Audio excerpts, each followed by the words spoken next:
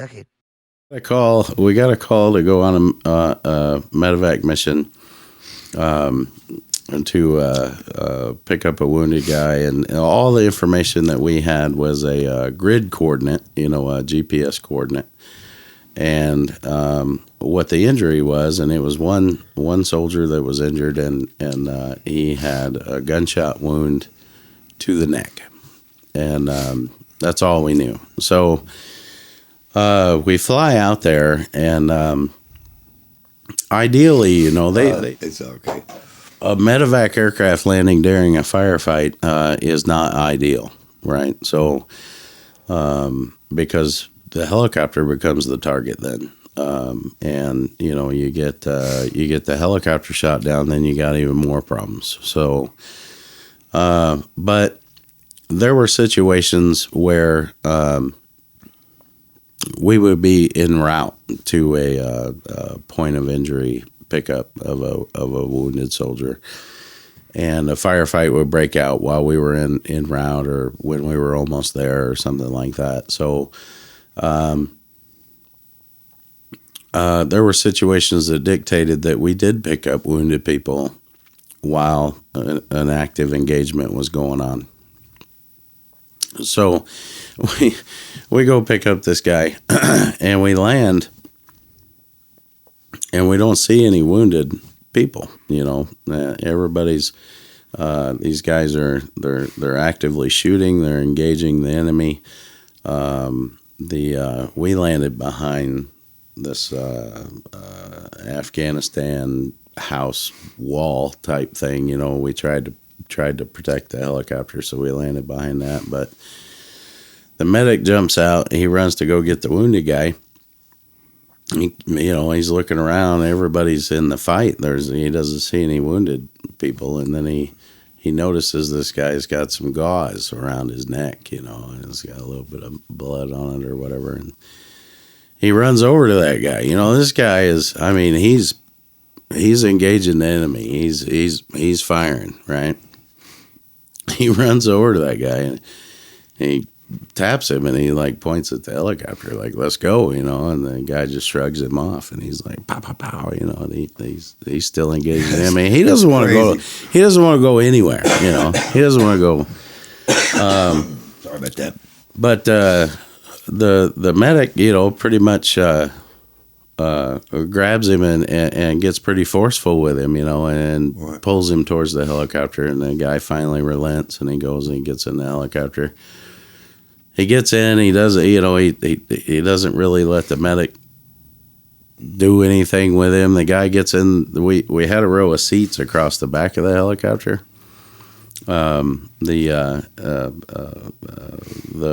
Usually the patients are laid down, on the floor of the helicopter, but we had a row of seats in the back, and the guy gets in. He gets in a seat, like no big deal. And he's madder than hell. He is pissed that we took him out of the fight.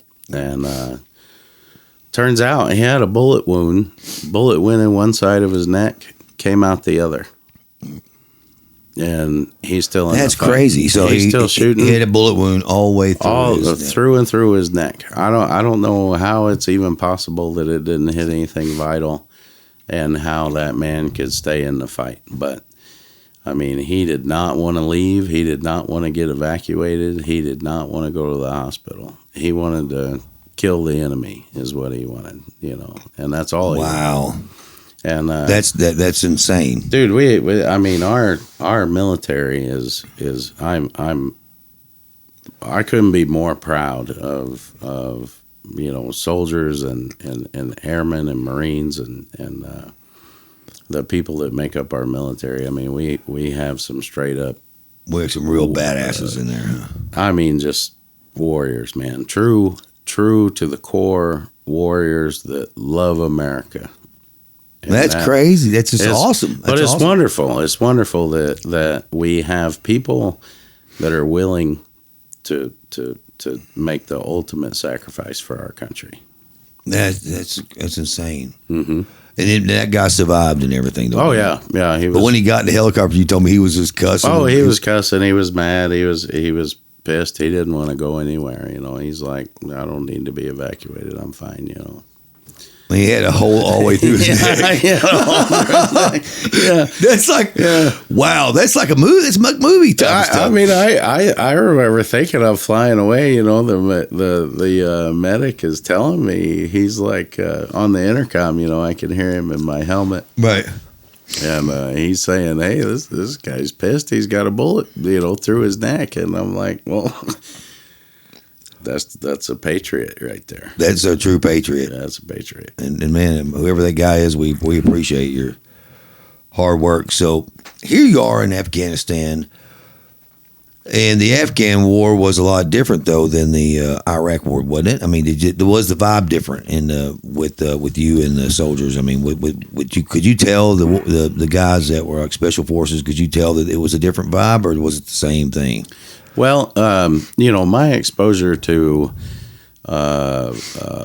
special forces personnel was limited, right? And the only reason I was exposed really to special forces troops was because our helicopters were co-located on their compound, right? Right. Because in medevac, time is of the essence. So you wanna house the medevac air crew as close as you can to the helicopters, because it's like a fire department, right? When you get the alarm, you run out to the helicopter and you're off, because a few minutes could be life or death for a wounded soldier. So it just so happened to be that the Special Forces compound at Tarin-Kowt, Afghanistan, which was the base I was at on the second deployment, that was the most ideal place for us to live and park our helicopters. So, but there were a couple other times we encountered SF guys. There was one time we got a medevac call middle of the night.